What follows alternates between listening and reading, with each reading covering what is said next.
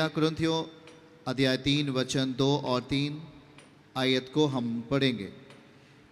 लिखा है कि लेखक कह रहा है कि मैंने तुम्हें दूध पिलाया, अन्न ना खिलाया, क्योंकि तुम उसको ना खा सकते थे, वरन अब तक भी नहीं खा सकते हो। आयत 3 को अगर हम देखेंगे तो उसमें लिखा है क्योंकि अब तक शारीरिक हो, अब तक शारीरिक हो। इसलिए जब तुम में डाह और झगड़ा है तो क्या तुम शारीरिक नहीं और मनुष्यों की रीति पर नहीं चलते? Hallelujah, hallelujah. याद रखें कि जब आप प्रभु के साथ एक संगति करते हैं, एक मन होते हैं, तो आपके लिए आत्मिक परिस्थितियां तैयार होती हैं। हमारे साथ बोलिए, जब हम प्रभु का वचन सुनते हैं, उसके साथ संगति करते हैं, हमारे लिए एक आत्मिक बल तैयार होता है और उस आत्मिक बल में हम अपने रुके हुए कामों को पूर्ण दशा में होते हुए देखते हैं। जब हम प्रभु यीशु के साथ संगति करते हैं, मित्रता करते हैं, तब हमारे जीवन का आत्मिक बल, आत्मिक दायरा बढ़ जाता है, जिससे हमारा रुका हुआ काम, अधूरा काम पूरा होने लगता है। आमीन, हालेलुया। तो इस दो वचन को देखते हुए हम लोग आगे बढ़ेंगे। आमीन। आप जब प्रभु के साथ समय व्यतीत कर रहे हैं तो मेरा कहने का अर्थ है कि आप अपने जीवन में आत्मिक दायरा बढ़ा रहे हैं, और जब आपके अंदर आत्मिक दायरा बढ़ता है तो उसकी शुरुआत एक विश्वास से होती है, और हम उस पर विश्वास लाते हैं और उसके वचन को सुनते हैं और अपने जीवन का समाधान उसमें ढूंढने, अपने जीवन की समस्याओं को उसमें ढूंढते हैं, अपने जीवन के तमाम अधूरेपन को उसमें ढूंढते हैं। सही है? हाँ, प्रभु मेरे लिए समाधान अवश्य करेंगे, ऐसी आशा रखते हैं। हाँ, हम प्रभु पर आस्था रखेंगे, विश्वास करेंगे तो मेरे जीवन में पवित्रता ही आएगी, मेरा जीवन सही होगा करके हम विश्वास रखते हैं। आमीन, आशा रखते हैं, और उसके प्रति हम अपने आप को पूर्ण मन के साथ, पूर्ण बुद्धि के साथ, पूर्ण शक्ति के साथ हम अपने आप को उसके सामने लेके आते हैं। सही है कि नहीं? अब यहाँ पे देखना है वचन क्या लिखा है, इसको आपको समझना है। लिखा है कि मैंने तुम्हें दूध पिलाया। आप जानते हैं एक माँ अपने बच्चे को क्या पिलाती है? जब बच्चा छोटा होता है, नवजात शिशु होता है, जब माँ जन्म देती है तो वो माँ अपने बच्चों को क्या पिलाती है? क्योंकि उसकी वही स्थिति है, उसका जो उम्र है वो दूध पीने का है। सही है? बातों को समझते हुए चल रहे हैं कि नहीं? वो जो छोटा सा बच्चा है, अभी वो खाना नहीं खा सकता, अभी भोजन नहीं कर सकता, लेकिन जो उसकी अवस्थाएं तय की गई हैं, अभी वो दूध ही पी सकता है, अभी वो भोजन नहीं खा सकता। मतलब परमेश्वर आपको आत्मिक भाषा में इसको समझाएंगे ये क्या चीज़ें हैं। और लिखा है कि अन्न ना खिलाया क्योंकि तुम उसको खा नहीं सकते थे। खा नहीं सकते थे मतलब प्रयास नहीं किया आपने उसे खाने के लिए, खा नहीं सकते थे, वरन अब तक भी नहीं खा सकते हो। यह एक लेखक का आपके ऊपर एक कमेंट है कि अभी भी आप नहीं खा सकते हो क्योंकि अब तक शारीरिक हो। अब तक क्या हो? शारीरिक मनोदशा। बोलिए, शारीरिक मनोदशा। ये अज्ञानता का मनोदशा है। अभी एक व्यक्ति 20 साल से नशे कर रहे, 13 साल की उम्र से, आप जरा आंकड़ा लगा सकते हो कि वो व्यक्ति कितना नशे में, वो थोड़ा नशा करता था? बोल के बताइए। जो भी व्यक्ति उसे देखता वो कभी नहीं कह सकता था कि ये व्यक्ति नशा त्यागेगा, नशा का व्यापार त्यागेगा और तमाम खुद नशे से ग्रसित कभी इस चीज को छोड़ पाएगा। ये असंभव था। संसार के लिए ये चीजें क्या थी? असंभव था। पर वहां देखो, उसे एक शारीरिक परिस्थितियों ने पकड़ा है कौन सी परिस्थिति? शारीरिक परिस्थिति को बाइबल के अनुसार सांसारिक परिस्थिति, पाप की परिस्थिति, विपरीत परिस्थिति, बुरा परिस्थिति को हम शारीरिक परिस्थिति कहते हैं। बोलिए, बुरा परिस्थिति, लड़ाई झगड़े का परिस्थिति, पाप की परिस्थिति, इसको कौन सा परिस्थिति बोलते हैं बाइबल की भाषा में? शारीरिक। कौन सा परिस्थिति? शारीरिक परिस्थिति। यही लिखा है 3 में, क्योंकि अब तक शारीरिक हो, इसलिए जब तुम में डाह और झगड़ा है तो क्या तुम शारीरिक नहीं? क्या मनुष्य की रीति पर नहीं चलते? याद रखना। और इसीलिए पौलुस कह रहा है कि मैंने तुम्हें दूध पिलाया। याद रखना कि जो आपको वचन सिखाता है वो एक माता और पिता के समान ही आप उसे समझ सकते हैं।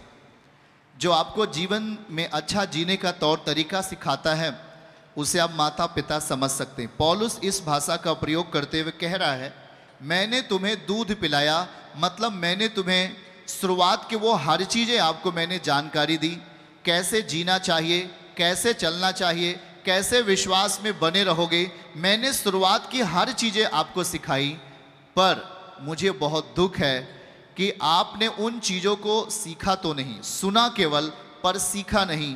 आपने अपनी आत्मिक परिस्थिति को आज भी एक बच्चे के समान ही बना के रखा है।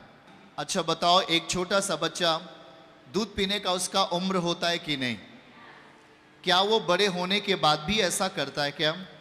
नहीं, क्योंकि जैसे जैसे उसकी उम्र बढ़ती है वैसे वैसे उसका जीवन में बदलाव आता है।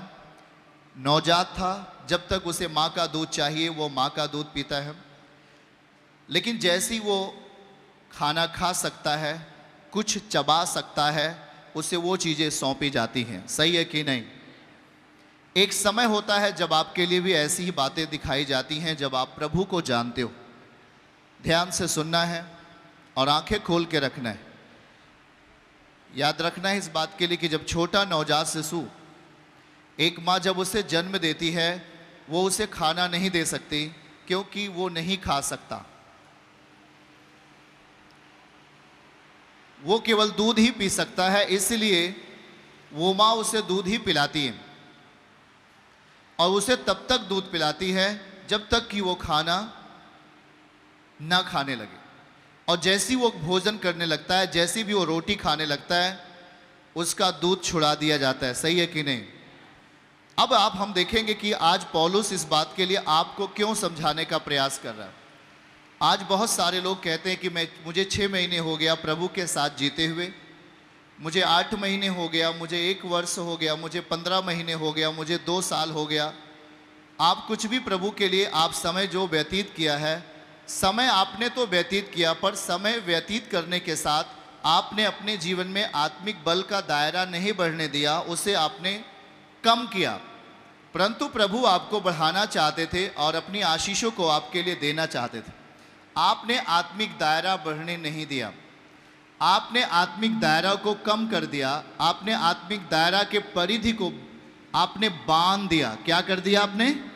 और आपने कहा कि मुझे केवल 1 किलोमीटर ही यात्रा करनी है, इसके बाद नहीं। पर आपको 2 किलोमीटर यात्रा करने के बाद ही आपको बरकत मिलेगी, ऐसा कुछ प्रावधान दिया गया। लेकिन आपने किया क्या? आप केवल 1 किलोमीटर यात्रा करने के बाद आपने अपनी आत्मिक यात्रा रोक दी और कहा कि अब मुझे शायद कुछ नहीं मिलेगा। और आप छोटे से ज्ञान को जानकर, छोटे से एक विश्वास को लेकर के आप अपने आत्मिक जीवन को सीमित कर दिए। क्या कर दिए? सीमित बना दिया। और जब आप अपने आत्मिक दायरे को सीमित बनाएंगे तो याद रखो कि ज्ञान भी, वचन का सामर्थ्य भी आपके अंदर सीमित हो जाता है। आपके अंदर सामर्थ्य नहीं प्रगति पाएगा, आपके अंदर वचन का बल दिखाई नहीं देगा, क्योंकि आपने वचन को जाना ही नहीं। और यही आज पौलुस आपसे कह रहा है कि मैंने तुझे दूध पिलाया, पर आज शोक इस बात के लिए कि आपने जीवन की शुरुआत तो किया, वचन से तो किया, दूध पी करके, मतलब आपने वचन की शुरुआत किया, एक बच्चे की तरह आपने अपना जीवन शुरुआत किया। लेकिन आप आज बड़े होने के बावजूद भी एक वही अनुभवहीन जीवन, एक वही बुरा जीवन, एक वही पाप का जीवन, एक वही ना समझ का जीवन आज बड़े होने के बाद भी आप में दिखाई देता है। कहिए हालेलुया। पड़ोसी को बोलो, ये बातें कुछ ठीक नहीं। बड़े होने के बाद भी आपको कपड़ा पहनना चाहिए। हाँ, आपको कपड़ा पहनना चाहिए, आपको खाना खाना चाहिए। आज भी दूध मांग रहे हो, शर्म वाली बात है भाई। हाँ, अगर कोई बड़ा बेटा दूध मांगेगा तो क्या बोलेगा? मम्मी तू पागल हो गया है, तुझे खाना चाहिए।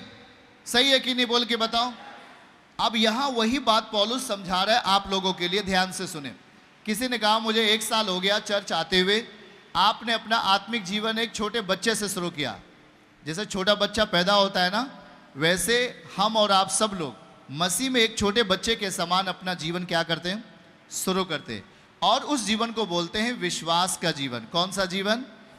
विश्वास का जीवन शुरू करते हैं। और उस विश्वास के जीवन में प्रभु आपको आत्मिक औषधि देता है। क्या देता है? आत्मिक औषधि। इसे खाकर के ताकतवर बनना है और समझ के साथ आगे बढ़ना है। सही है? आज भी ऐसे कुछ लोगों को देखा जाता है, शायद वो आज उनकी उम्र 20 साल हो गया, पर आज भी उनका बच्चों जैसा जुबान से निकलने वाली बातें होती हैं। तो आप उस जन को क्या कहेंगे? अगर आपसे कहा जाए तो आप कहेंगे कि ये पागल है, क्योंकि अभी भी ये बच्चों के जैसी बात करता है, बच्चों के जैसा हरकत करता है। बातों को समझ रहे कि नहीं? एक 5 साल का, 2 साल का, 3 साल का, 6 साल का बच्चा जैसे कार्य करता है, वैसे ये 20 साल का हो गया तब भी करता है। आप उसे सही बात कह पाएंगे क्या? आप उसे कहेंगे कि ये डिस्टर्ब है। सही है कि नहीं? बोल के बताइए। आज पौलुस आपसे यही बात कह रहा है भैया कि मैंने तुम्हें दूध पिलाया। पढ़िएगा हमारे साथ, पढ़िएगा सब लोग हमारे साथ। हालेलुया। मैंने तुम्हें दूध पिलाया, अन्न ना खिलाया, क्योंकि तुम उसे खा नहीं सकते थे। खा नहीं सकते थे। तुम उसको ना खा सकते थे, वरन अब तक भी ना खा सकते हो। आगे क्योंकि अब तक क्या हो? शारीरिक हो। इसलिए कि जब तुम में डाह और झगड़ा है तो क्या तुम शारीरिक नहीं और मनुष्य के रीति पर नहीं चलते? हालेलुया। डाह और झगड़ा ये आत्मिक परिस्थिति नहीं है। पड़ोसी को बोलो, डाह और झगड़ा आत्मिक परिस्थिति नहीं है, ये शारीरिक परिस्थिति है। बातों को समझ रहे हैं? आप छोटे बच्चों को देखिए, जब वो बच्चे होते हैं तो आपस में क्या करते हैं? छोटी छोटी बात पर झगड़ा करते, छोटी छोटी बात पर रोने लगते, छोटी छोटी बात पर शिकायत करते हैं कि नहीं करते? क्योंकि वो दूध पीने वाले बच्चे हैं। बोलो, वो दूध पीने वाले बच्चे। लेकिन जैसे जैसे उनकी उम्र बढ़ती है, उनका भोजन में बदलाव आता है और वो भोजन करते हैं, नया बल पाते हैं और फिर नई बुद्धि पाते हैं। सही है कि नहीं? अब वो फिर उस तरीके का व्यवहार नहीं कर रहे हैं जैसे बचपना में था। अब उनमें एक बदलाव आ रहा है, उनमें एक बल आ रहा है, उनमें एक समझ आ रही है। सही है कि नहीं? आप, पौलुस कह रहा है कि आप अपना समय प्रभु के साथ व्यतीत कर रहे हो। कितने लोग प्रभु के साथ ईमानदारी से समय व्यतीत करते हैं?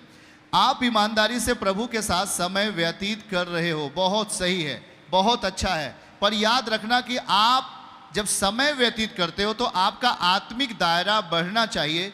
यह चीज समझ में आना चाहिए। आप यीशु मसीह को जानते हो, आप में ऐसी कौन सी चीजें सही हो गई हैं? आप में ऐसी कौन सी चीजें, बुरी चीजें गई हैं और भलाई की चीजें आप में आई हैं? एक व्यक्ति इतने साल से नशा करने के कारण किस तरीके का एक श्राप परिवार में घूम रहा था। सही है? लेकिन प्रभु के साथ संगति करने के कारण, परमेश्वर के साथ मन लगाने के कारण आज भयानक श्रापित जीवन वाला व्यक्ति आज एक बहुमूल्य व्यक्ति बना कि नहीं बना? बहुमूल्य व्यक्ति बना कि नहीं बना? उसकी कीमत बढ़ गई कि नहीं बढ़ गई? जब वो नशा करता था, नशा बेचता था, घर के सामान बेच देता था, पत्नी के गहने बेच दिया, क्या उसकी कोई इज्जत करने वाला था? क्या उसकी बात सुन करके कोई उसे सम्मानित करने वाला था? क्या कोई उसे सम्मान देने वाला नहीं, कोई उसे इज्जत देने वाला नहीं। पर शायद जब प्रभु के साथ रहना निश्चय किया, परमेश्वर के साथ संपूर्ण मन से जीने का निश्चय किया, प्रभु ने अपने अनुग्रह के बल के द्वारा उसे छुआ कि नहीं छुआ? छुआ कि नहीं छुआ? आपके लिए भी बड़ा काम होने वाला यीशु मसीह के नाम में। चर्च की सभी प्रार्थनाओं को और परमेश्वर के दास के द्वारा टीचिंग सुनने के लिए और अपडेट्स को जानने के लिए हमारे इस चैनल को सब्सक्राइब करें और साथ में बेल आइकन को जरूर दबाएं ताकि जब भी लाइव प्रार्थना हो तो सबसे पहले आप देख सकें।